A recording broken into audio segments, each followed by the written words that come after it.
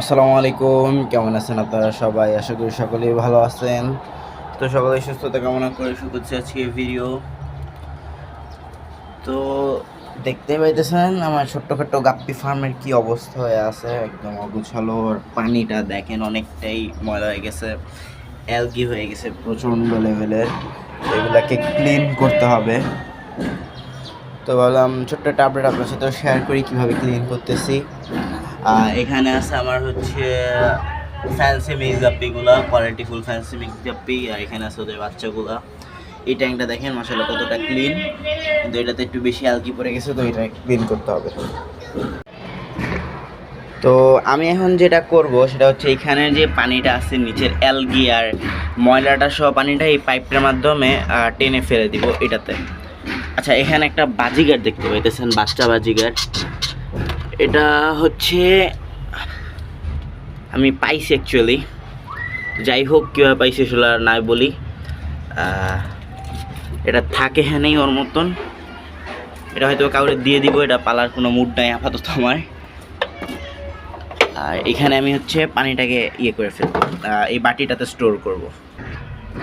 তো এই যে পাইপটার মাধ্যমে আমি এখানে পানিগুলো স্টোর করে ফেলতেছি, ময়লা আলা এলগিওলা পানিগুলাকে।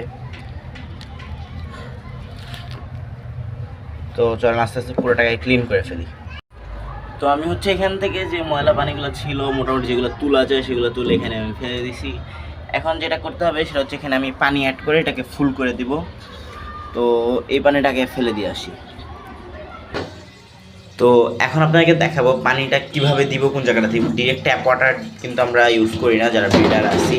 মানে অ্যাকচুয়ালি ট্যাপ ওয়াটারটা ইউজ করা মাছের জন্য অনেক ক্ষতিকর, তাই জন্য আমরা একটা বালতিতে, একটা বড় সড়ো মাপের একটা বালতি, হাতের সাথে কম্পেয়ার করে বুঝতে পারবেন কতটা বড় বালতিটা।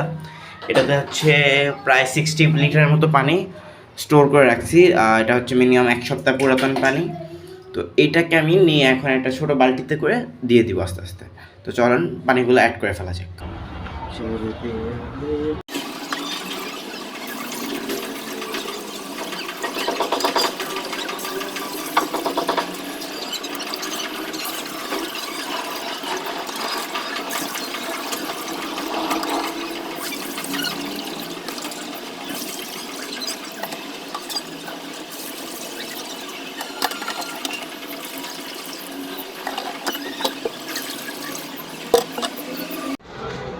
তো আপনারা দেখতেই পাইলেন কিভাবে পানি দিয়ে দিলাম মাশাআল্লাহ সুন্দর করে। এই যে মাছগুলো দেখেন এখন আরও ফুইটা আছে, উপরের দিকে আসছে, দেখতে ভালো লাগতেছে। এটাও ভরে দিছি, ওইটাও ফুল করে দিছি ওটাকেই।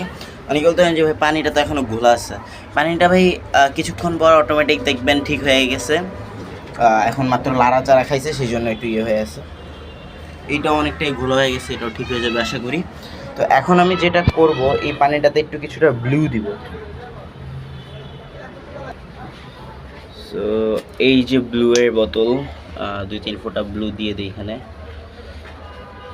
হালকা একটু ব্লু দিয়ে দিছি। এখন দিব হচ্ছে একটু লবণ। লবণ বলতে হচ্ছে aquarium crystal salt. Aquarium crystal সল্টটাই দিবেন সবাই পানিতে, কজ খাবার লবণ যেটা থাকে সেটাতে আয়োডিন থাকে একটু বেশি পরিমাণ। তো আয়োডিন মাছের জন্য খুবই ক্ষতিকারক, এতে করে অনেক সময় মাছ মারাও যায়। আমার অনেক মাছ মারা গেছে এই ভুলের কারণে, আমি জানি। তো সেই জন্য আপনাদেরকে বলে রাখলাম। তো অনেকে হচ্ছে ক্রিস্টাল সল্টটা পান না বা কোনটা বুঝেন না, সেই জন্য বলছে হচ্ছে আপনার মোটা লবণ যেটা আছে যেগুলো দোকানে বললেই হবে। আর তাও যদি না পারেন তাহলে আমাদের কাছ থেকে নিতে পারেন, এই যে অ্যাকোয়ারিয়াম ক্রিস্টাল সল্ট ছোটো ছোটো প্যাকেটে আমরা সেল করে থাকি। ইনবক্সে নক দিলে আপনারা চাইলে আমাদের কাছ থেকেও নিতে পারবেন। তো মোটামুটি এই ছিল আজকে ভিডিও, একটা ছোট্ট আপডেট ছিল, ভাবলাম আপনার সাথেও শেয়ার করি। তো দেখা হচ্ছে নেক্সট কোনো ভিডিওতে। তো ততক্ষণ সবাই ভালো থাকেন, সুস্থ থাকেন। আসসালামু আলাইকুম।